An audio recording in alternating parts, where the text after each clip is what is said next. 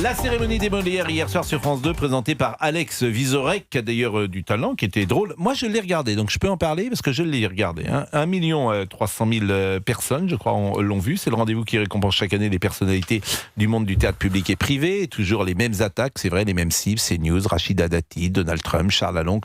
Toutes les 10 minutes, nous avons assisté à des règlements de compte. A-t-on assisté à un meeting politique? C'est vrai qu'on parle plus politique parfois que théâtre. En tout cas, ceux qui montent sur scène parlent très souvent politique.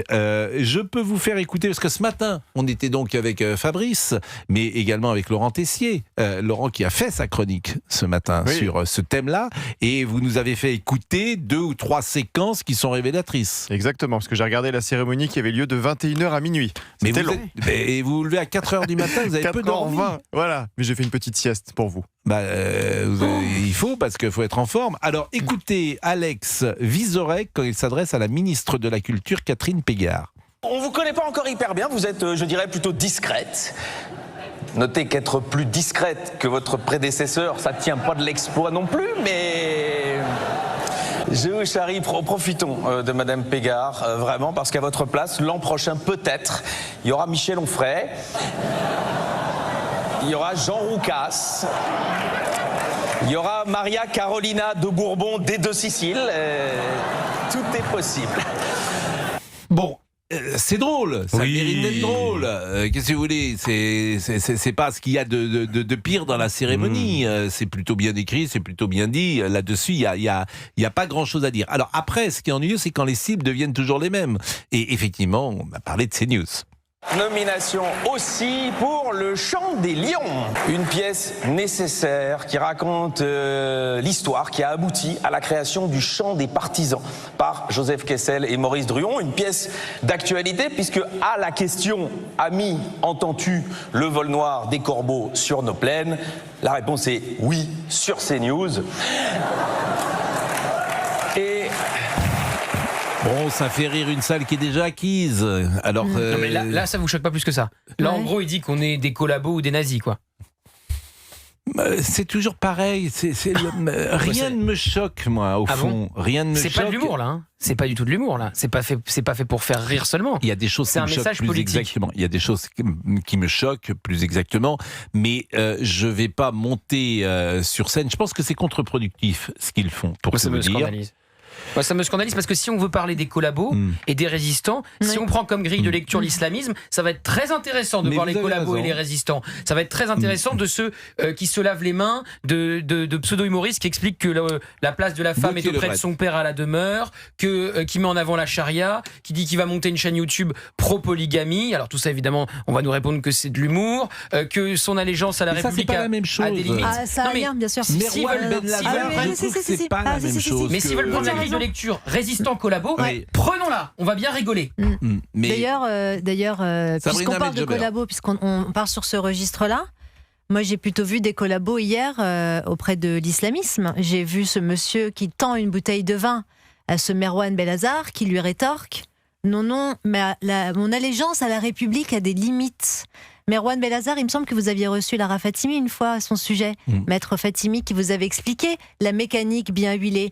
Eh bien hier, on a assisté à un schisme. Il y avait un monsieur, un humoriste, avec le look, puisqu'on aime bien parler de sémiologie à gauche, le look du salafiste expliquait clairement mon allégeance, donc mes gages de loyauté ne vont pas à la République française. Et il y a des limites. Si ça n'est pas collaborer avec l'islamisme parce que l'autre était mort de rire, je ne sais pas ce que c'est. Je ne sais pas ce que c'est. Écoutez ce passage précisément. De retour, coucou Delphine, et on ne peut faire plus français, il me semble. Enfin, si évidemment en enlevant, voilà, le belge, mais vous pensiez à autre chose? Vous pensiez à quoi? Ma barbe? Non, elle a poussé en France. Alors moi ce que je propose, c'est on va aller au bout des choses. Oh voilà, avec des accessoires évidemment. Est-ce que c'est mieux?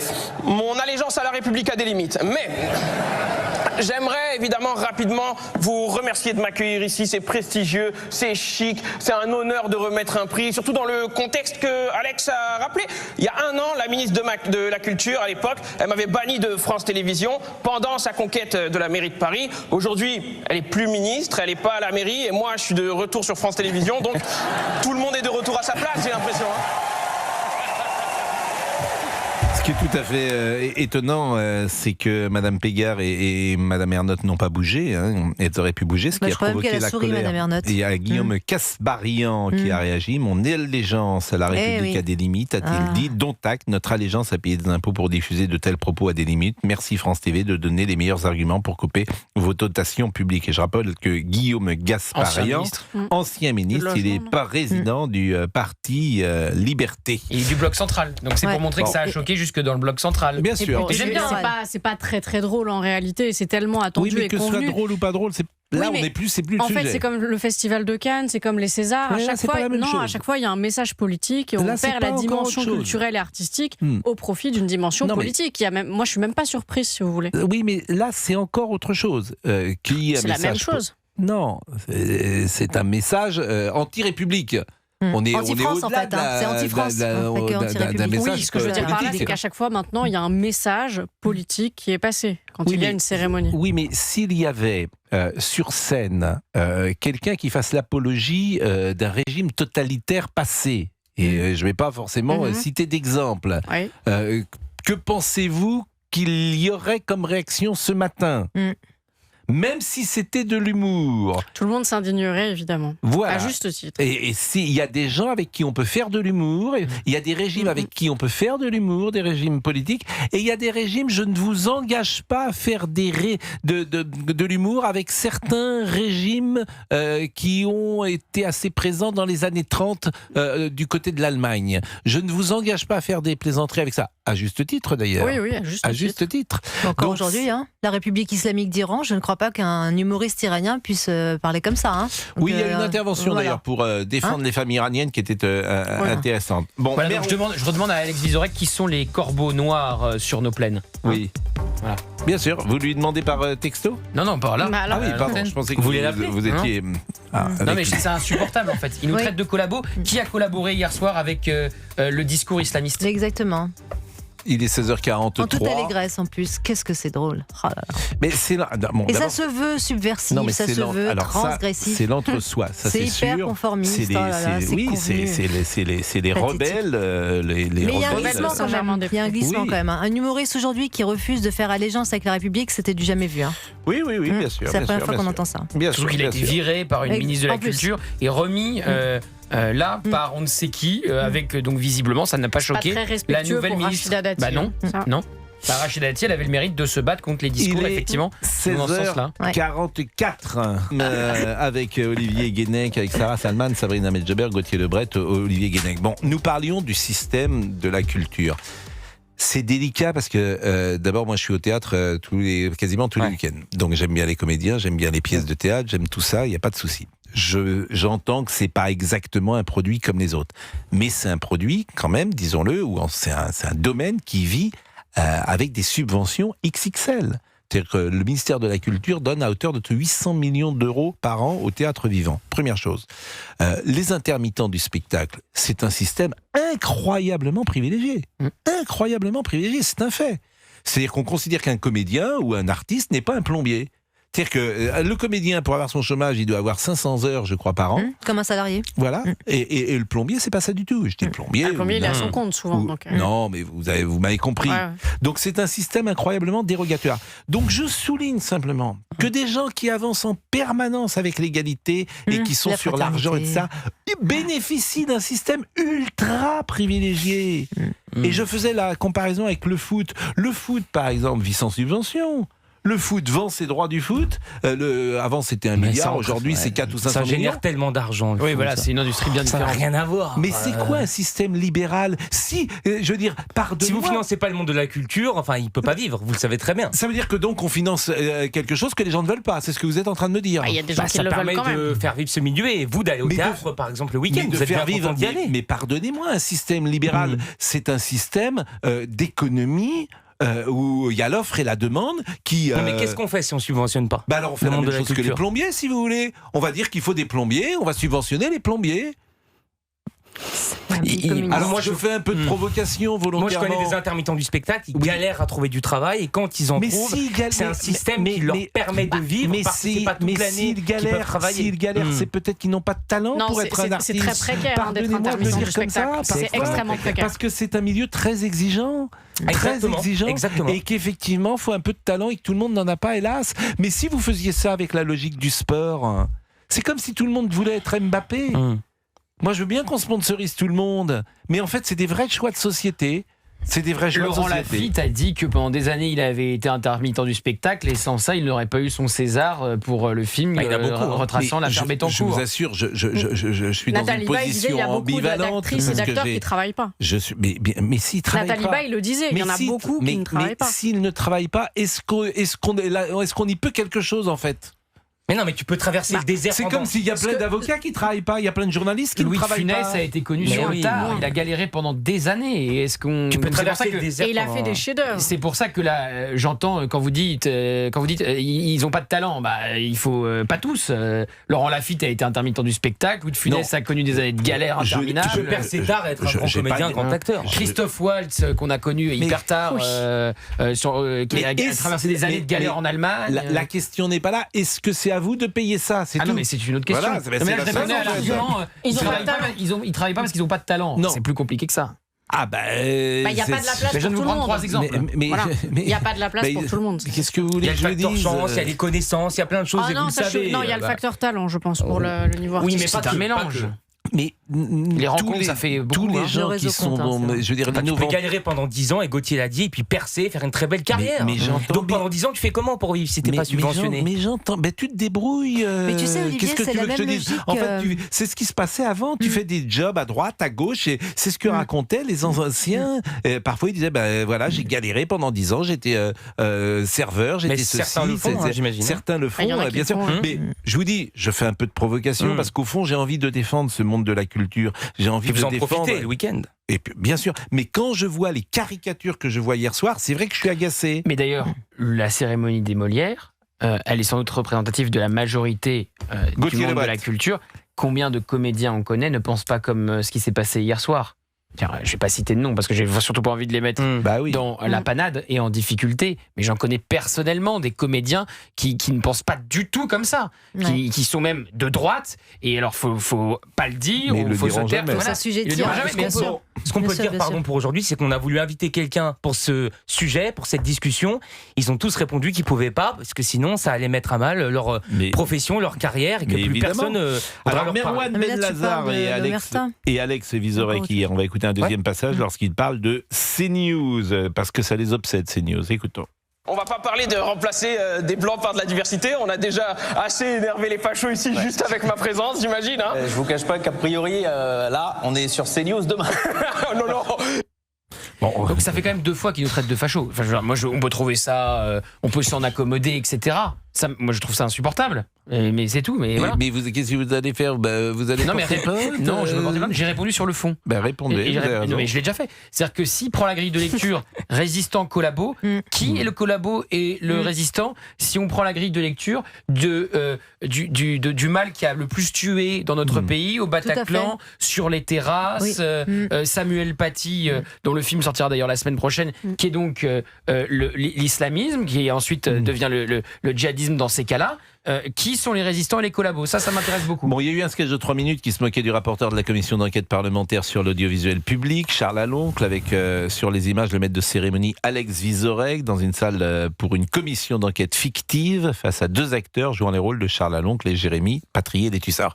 C'est vrai que c'est que dans un sens, c'est ça qui peut être agaçant. Écoutez le premier passage sur les éditions Grasset.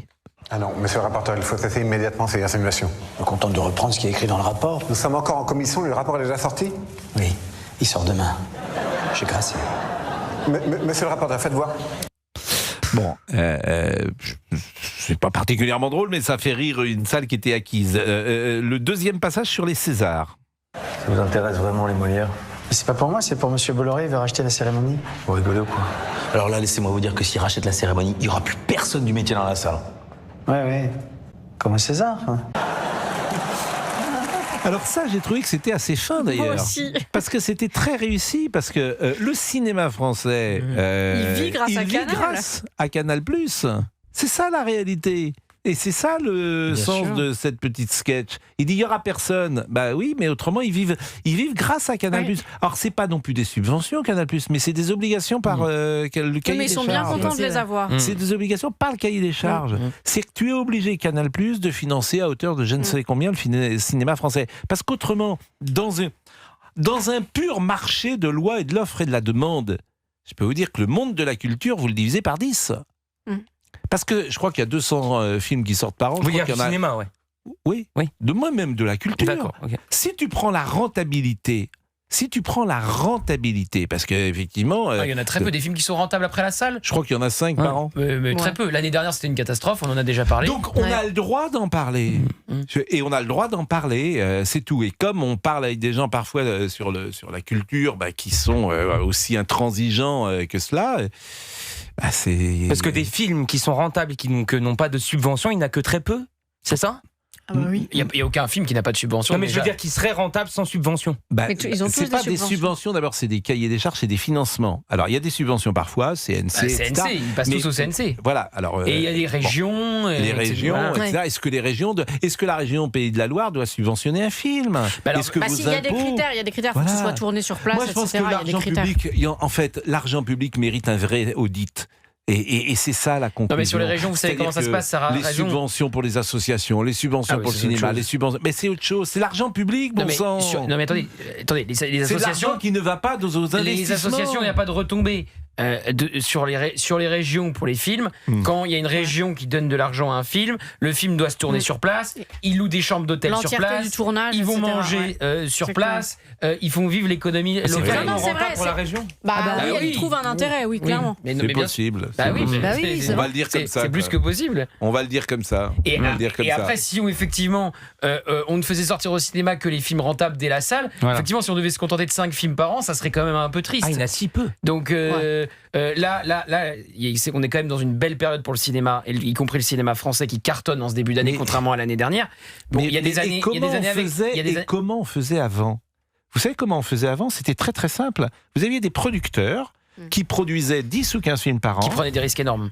Mais peu importe. Y compris sur leur ça marchait comme ça pendant 50 ans. Parce que c'était quoi le système du cinéma ? Tu produisais 15 films, tu étais producteur. Tu savais que tu allais en perdre 13 de l'argent. Mais tu tentais, et puis t'en avais 2 qui te faisaient... des ruines de producteurs. Tu te faisais... Et des faillites personnelles, ils hypothéquaient leur maison. Ils m'avaient pas terminé. Ils mettaient leur famille en difficulté. Pas laissé terminer pour Olivier Guénec, je lui explique. Et vous aviez 2 films qui marchaient sur 15, et c'est comme ça que vous financiez tout le système. Et donc l'Italie est restée là-dessus, il n'y a plus de cinéma italien, où il y a 3 réalisateurs italiens. Oui. Et donc nous, on a décidé de faire l'inverse. C'est un bon argument. On a décidé de faire l'inverse, et on a le premier cinéma européen. C'est un bon argument. Merci. Mais les films... Convenez que vous êtes un peu agacé du pitch des films. Ça dépend lesquels. Ça dépend. Les Rayons et les Ombres est un film extraordinaire. Oui, il sera pas rentable. Il a fait quasiment 1 million d'entrées. Il a coûté énormément d'argent. Il sera pas rentable. C'est déjà énorme qu'il ait fait 1 million d'entrées. Vous avez raison. Avec votre système, il n'y a plus les Rayons et les Ombres. Vous avez raison. Les Rayons et les Ombres, il a été d'ailleurs attaqué par tout le système. Oui. Parce que si on met en place votre système à vous, vous n'allez plus au théâtre ni au cinéma. Vous n'irez plus au cinéma le week-end. Non. Et puis c'est tout. Vous allez collectionner les unes encore plus. Non, mais pas du tout. Je redonne ce qui doit être, à mon avis, le plus important dans le système économique, c'est la prise de risque. La prise de risque du chef d'entreprise, la prise de risque du producteur. Ça a donné le cinéma italien, il n'y en a plus. Aujourd'hui, tu ne prends plus de risques. T'as plus un producteur qui prend du risque, il ne mise pas son argent. C'est les chefs d'entreprise. Ils prennent des risques quand même, les producteurs, quand ils se lancent dans un... Demandez à Sarah Salman qui connaît bien. Oui, ils prennent pas leur argent personnel pour la plupart, évidemment. Alors que le chef d'entreprise, qu'est-ce qu'il fait un chef d'entreprise ? C'est le risque. C'est ça la prise de risque. Si vous voulez être payé, subventionné, etc., faites autre chose. Oui, mais il y a quand même une exception culturelle française. Mais il y a raison de le rappeler. C'est notre rayonnement. Vous confondez en fait subvention pour le cinéma et subvention pour les associations culturelles. Je me retrouve avec des gens de gauche autour de moi. Mais non, pas du tout. Venez, mais c'est marrant d'ailleurs votre... Moi, je suis pas du tout de gauche. Non, mais je vous dis... Je pense que vous confondez.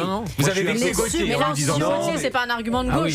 J'ai été bien de gauche sur Merwan Ben Nazar. Très Au français. fond, je suis plutôt d'accord avec vous. On a tous les arguments contraires.